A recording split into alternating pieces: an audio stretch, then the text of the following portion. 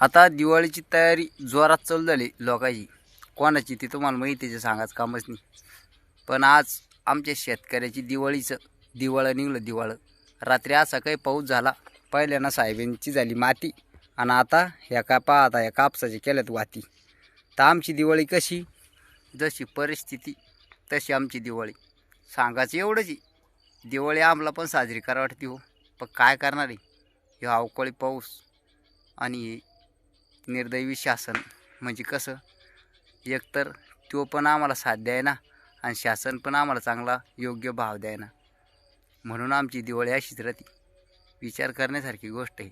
ह्या जगाचा पोशिंदा जो कापूस पिकवतो आणि त्याच कापसाचे दिवे तुम्ही दिवाळीला मोठ्या हौशीने लावता. आज त्याच कापसामुळं आज माझ्या शेतकरी बापा डोळ्यात पाणी. विचार करण्यासारखी गोष्ट आहे. जय जवान जय किसान.